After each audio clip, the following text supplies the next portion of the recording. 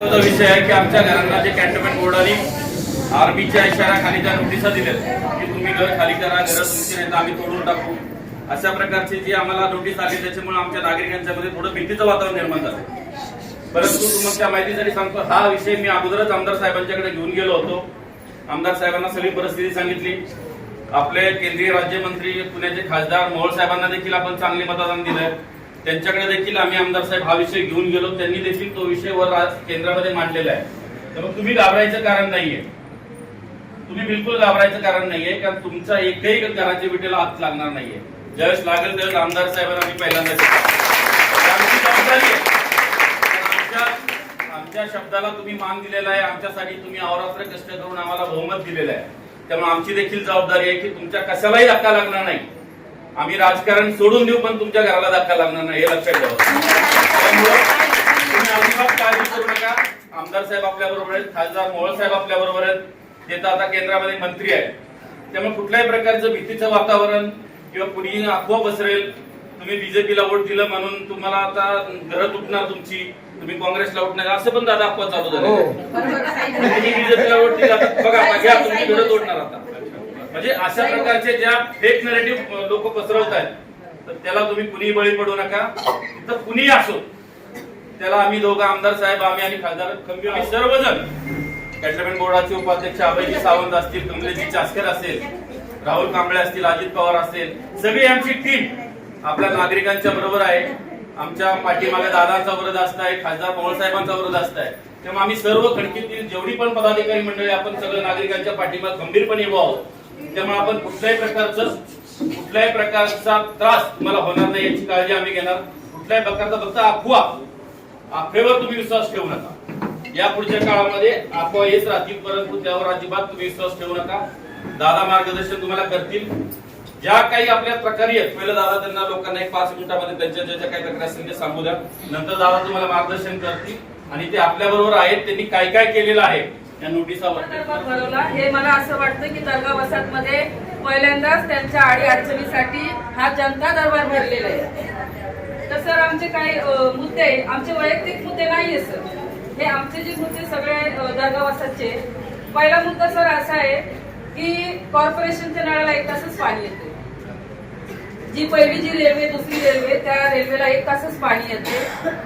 आणि दुसरी गोष्ट अशी आहे की 70% दर्गा वसाहतमध्ये 70% लोक हे मोटर लावतात. ही पाणीची कमतरता आहे. आता जसं सरांनी सांगितलं की ही एक म्हणजे नेहमीच ते एक आहे. बोलायचा उद्देश सर असा आहे की आज लाईट बिल तुम्ही बघताय किती प्रमाणात येते. ज्या लोकांना पाणी भेटत नाही ते मोटर लावतात, मग लाईट बिल भरायची सुद्धा अडचण लोकांना निर्माण होते. सर आज फापकर सरांनी जे काय व्यायामशाळा जे काय उभा केलेले सार्वजनिक हॉल वगैरे, तर सर तुम्ही जर आमच्या महिलांना असं काय घर म्हणजे उद्योग देणार की ज्यांच्याकडून जे महिला जे घरात बसलेले आहे, जे कामाला जाऊ शकत नाही, तर असे घरी बसून म्हणजे सगळे एक टाइम अनुसार इथं येऊन एक आपलं काहीतरी उद्योग करतील, जेणेकरून त्यांना सुद्धा त्याच्यातून काहीतरी एक शुल्क निर्माण होईल, अशी तुम्ही आम्हाला एक व्यवस्था करून द्या महिलांसाठी. गृह उद्योग आमच्या महिलांसाठी घर बसल्या सर महिला काहीतरी उद्योग करतील, त्याच्यासाठी आम्हाला दुर्योधन भापकर सर ती जागा पण अवेलेबल करून देतील, आम्हाला तेवढी त्यांच्याकडनं खात्री आहे. सर तिसरी गोष्ट अशी की खडकीमध्ये गुन्हेगारी खूप प्रमाणात वाढलेली सर. आणि सर जी गुन्हेगारी पद्धतीची जी पोरं आहे ना सर, त्यांना विरोध करणं आपल्या अंगात काहीतरी घेणं अशी गोष्ट, ते एवढे म्हणजे खूपच खतरनाक पद्धतीची ती पोरं आहे सर. आणि खडकी पोलीस चौकी किती वेळा असं म्हणजे आम्ही बोललो की चालू करा, पण ते काय चालू करतच नाही. तर काय पण घटना घडली तर तिथपर्यंत जावं लागतंय. म्हणून सर पहिली तर आमची हीच मागणी की आम्हाला खडकी पोलीस चौकी तुम्ही चालू करून द्या. जवळ आपल्या माणूस पळत जाते. सांगतील त्यांच्या दादा अजून काय एवढं सांगते. आम्हाला पाणी सगळ्यात महत्वाचं आम्हाला मिळालं पाहिजे. सगळ्या खडकीमध्ये दर्गा वसाहत गवळीवाड्याला आम्हाला पाणी कमी मिळतं, कारण हा चढाचा भाग आहे. गेल्या अनेक वर्ष आम्ही त्यासाठी प्रयत्न करतोय, परंतु हे आता या 5 वर्षाच्या आत 1 वर्षाच्या आतमध्ये आम्हाला तुम्ही करून द्यावी एक विनंती आहे. दुसरं वायरिंग जे आहे, वायरिंग MSCBच्या त्या वायरी आम्हाला त्या पूर्ण एअर बंच करून द्याव्यात. कारण ते आमच्या झोपडपट्टीमध्ये पत्र्याची घरं असतात. लोकांचा परिवार वाढला की आम्ही घरं वाढवतो, अतिक्रमण करून पण वाढवतो, काय अडचण नाही. त्या ठिकाणी आम्हाला पत्र्याचं त्यांना वायरी लगेच चिकटतात आणि त्याच्यामुळे आम्हाला प्रॉब्लेम येतो. परंतु ह्या 2-3 समस्याच महत्वाच्या आहेत. सगळ्यात महत्वाची आजची घराची समस्या आहे. याबाबत आपण सविस्तर लोकांना मार्ग पाण्याची पाईपलाईन साठी तुमच्या निधीतून आम्हाला राजमोहन चौक ते 512 गेट यापर्यंत पाण्याची 12 इंचाची लाईन आम्हाला टाकून पाहिजे. यासाठी मी राजमोहन चौक आपलं जे खडकीचं जर पाण्याचं मेन जंक्शन आहे ना, टाकीपासून राजमोहन चौकामध्ये येतं, तिथून बाजार असेल, महादेववाडी असेल, सगळीकडे राजमोहन चौक रेलवे को पानी आता लागते. ते 512 गेट 512 गेट दर्गा या ठिकाणी 12 इंचाची लाईन मग तुम्ही महानगरपालिकेच्या मठातून टाकून द्या, तुमच्या फंडातून टाकून द्या, पण आम्हाला पाहिजे. आम्ही यासाठी 2000 यासाठी आम्ही 2014 मध्ये होळकर ब्रिज पाणी पुरवठा पण आपण हंडा आंदोलन केलं होतं, बरोबर ना. त्याच्यानंतर आम्ही 2018 मध्ये सगळ्यांनी शांत बसा.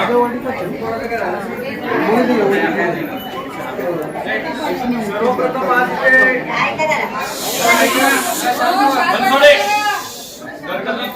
आज आपल्या दर्गा वसाहतमध्ये या पहिले आपलं सगळेजण एवढ्या मोठ्या संख्येने जमल्या, त्यासाठी या बैठकीसाठी ज्यांनी हे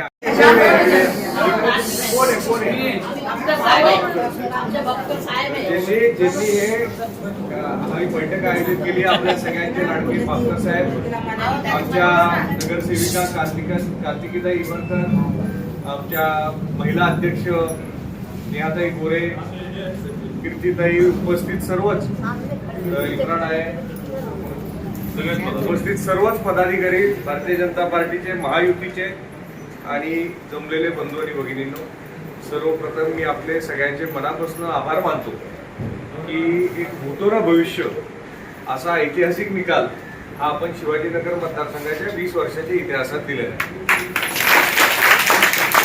म्हणजे मतदारसंघ हा जो नवीन त्याची रचना झाली आणि हा बोपडीमध्ये यायचा, नंतर हा 2009 मध्ये हा नवीन मतदारसंघ त्याची पुनर्रचना झाली आणि त्याच्यानंतर ही 4थी इलेक्शन झाली. आणि या 4 निवडणुकीमध्ये सगळ्यात जास्ती लोकसभा असेल किंवा विधानसभा असेल तर सगळ्यात जास्ती मतदान भारतीय जनता पार्टीला मिळालं असेल तर ते ह्या निवडणुकीत मिळालं. आणि त्यासाठी प्रचंड मताने आपण मला निवडून दिल्याबद्दल मी आपले आभार मानतो. आणि तेच खडकीमध्ये सुद्धा, खडकीमध्ये 7-8 प्रभागाचं होतं. या प्रभागामध्ये जसं भापकर साहेब म्हणजे 7 नंबरमध्ये तर कधीच भारतीय जनता पार्टीला मतं पडू शकतात, पण भारतीय जनता पार्टी लीडमध्ये येईल असं आजपर्यंत झालं नाही, ते सुद्धा आपण करून दाखवलं. त्यामुळं मी सगळ्यात प्रथम आपले मनापासून आमची विनंती आहे की आम्हाला पाणी सगळ्यात महत्वाचं आम्हाला मिळालं पाहिजे. सगळ्या खडकीमध्ये दर्गा वसाहत गवळीवाड्याला आम्हाला पाणी कमी मिळतं, कारण हा चढाचा भाग आहे. गेल्या अनेक वर्ष आम्ही त्यासाठी प्रयत्न करतोय, परंतु हे आता या 5 वर्षाच्या आत 1 वर्षाच्या आतमध्ये आम्हाला तुम्ही करून द्यावी एक विनंती आहे.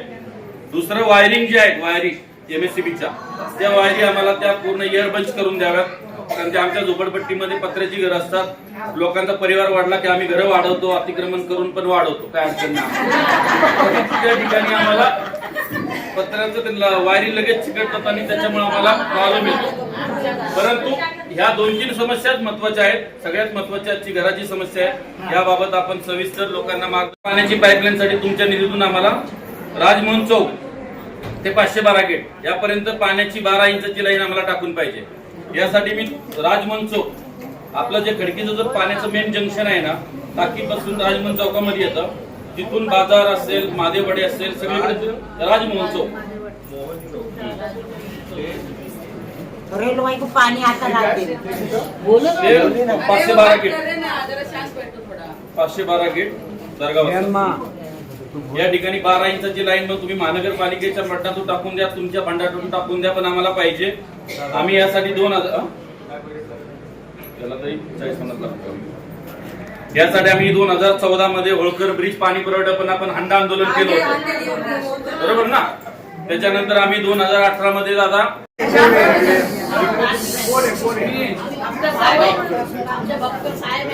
ज्यांनी हे आम्ही बैठक आयोजित केली आपल्या सगळ्यांचे लाडके पापकर साहेब, आमच्या नगरसेविका कार्तिकीताई इवरकर, आमच्या महिला अध्यक्ष नेहाताई गोरे, कीर्तीताई, उपस्थित सर्वच इम्रान आहे,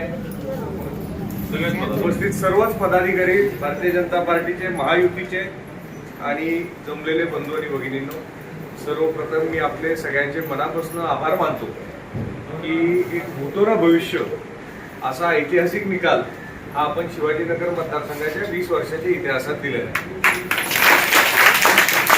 म्हणजे मतदारसंघ हा जो नवीन त्याची रचना झाली आणि हा बोपडीमध्ये यायचा, नंतर हा 2009 मध्ये हा नवीन मतदारसंघ त्याची पुनर्रचना झाली आणि त्याच्यानंतर ही 4थी इलेक्शन झाली.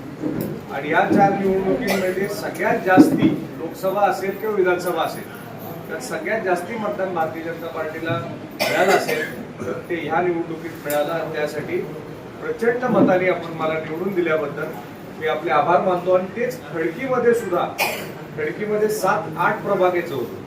या प्रभागामध्ये जसं बापकर साहेब मध्ये 7 नंबरमध्ये तर कधीच भारतीय जनता पार्टीला मतं पडू शकतात, पण भारतीय जनता पार्टी लीडमध्ये येईल असं आजपर्यंत झालं नाही, ते सुद्धा आपण करून दाखवलं. त्यामुळं मी सगळ्यात प्रथम आपले मनापासून, हे फार मोठे नाही पण इफेक्टिव्ह असे कॅम्प आपण आता फेब्रुवारीमध्ये भरूया. दर महिन्याला एक कॅम्प तरी भरूया की प्रत्येक ठिकाणी थोडा केला तरी तिकडचे स्पेसिफिक लोकांची कार्य कंप्लीट होतील, कार्ड अपडेट होतील. त्याच्यानंतर कॅन्टोन्मेंट हॉस्पिटल तुम्ही जे म्हटला, आज आम्ही आता जाणार तिथे मॅडमशी बोलतो की ज्या पद्धतीने वागणूक दिली पाहिजे ती चांगली असली पाहिजे.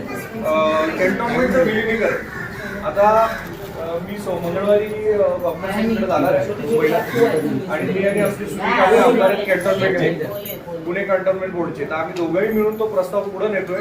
तुम्हाला बिलकुल मी एका महिन्यात त्याची स्टेटस काय ते अपडेट करून सांगेन. पण आमचा मानस हाच आहे की याच वर्षी लवकरात लवकर याच वर्षी आपण प्रयत्न करतोय की बाबा जे विलिनीकरण खडकीचं आहे ते महापालिकेमध्ये कंप्लीट व्हायला पाहिजे, जेणेकरून आपल्याला कुठला जास्त चांगल्या सोयी सुविधा या मिळतील. 12 इंचीची जी वॉटर लाईन आहे त्याचं सुद्धा मला आपण पत्र द्या. मी माझ्या यंदाच्या बजेटमध्ये विशेष निधीच्या ते टाकतो, म्हणजे की मी ते टाकून आपल्याला बजेट आणण्याचा प्रयत्न करतो, म्हणजे तो प्रश्न सुटेल. आणि आपल्या बुद्धविहारासाठी सुद्धा आपण मला पत्र दिलं तर नक्कीच त्याला मी निधी वितरित करेल. पुन्हा एकदा मी आपल्या सगळ्यांचे आभार मानतो. एवढंच सांगतो, हा तुम्ही जे महिलांसाठी सेल्फ हेल्प ग्रुपचं बोलला ते याच्यासाठी मी आता महिला बाल कल्याणमध्ये पण जाऊन जी माहिती मिळू शकते ती व्यवस्थित माहिती घेतो. आणि आपल्याला ह्याच्याबद्दल वेगळं भेटायला आपण काय करूया ताई, समजा काल आम्ही असा एक प्रयोग केला वापरतो, बरेच लोक नोकरीसाठी येतात, मग आम्ही जे जिल्हा रोजगार जो केंद्र आहे नाणापेठेत तिथं आम्ही एक 8-10 लोक, मुलं, महिला त्यांचे CV घेऊन आम्ही तिथं गेलो. बऱ्याच वेळ चर्चा झाली आणि 5-6 लोकांना त्यांनी लगेच तिकडनं त्यांचे जे कंपन्या तिथं फोन पण लावले. तर आपण काय करूया की आपला जो ग्रुप करूया आणि ग्रुप करून आपण तिथे जाऊया. तिथे गेल्याने काय होतं, त्यांच्याकडे अधिकाऱ्यांकडे बऱ्याच वेगळ्या आयडिया असतात, त्यातली कुठली क्लिक होईल ते सांगता येत नाही. त्यामुळं तुम्ही मला सांगा, आपण साधारणतः एक 8-10 तारखेनंतर आपण पहिली ही बैठक आयोजित करू आणि इकडच्या महिलांसाठी आपण हळूहळू प्रयोग करू की जे काही त्यांचा वेळ अवेलेबल असतो तिथे जवळच काम कसं मिळेल आणि याच्यावरती आपण नक्की सर ते आमची जे मतदान यादीतून नावं जे निघाले त्याच्यासाठी सुद्धा प्रयत्न करा सर. 2017 पासून आमची नावं नाही सर. हे सुद्धा मी आता लिहून घेतो आणि बापकर साहेब त्यांच्यावरती चर्चा करून काय करता येईल असं आमचा एकच विषय आहे, जर समजा महानगरपालिकेमध्ये विलिनीकरण झालं तर सगळेच प्रश्न सोडवतात. करेक्ट. आम्हाला आहे त्या ठिकाणी घरं मिळतील, आम्हाला घरांची स्वतःच्या मालकीची होतील, सगळ्यात महत्त्वाचा विषय विलिनीकरण करा, आमची घरं आमच्या जागेवर नावावर होतील, सगळं होईल आणि कुठलं पण प्रॉब्लेम राहणार नाही. नावावरच होतील एकदा विलिनीकरण झालं. त्यामुळे मी प्रामुख्याने या सगळ्या मुद्द्यांवर आम्ही लक्ष ठेवून आहोत.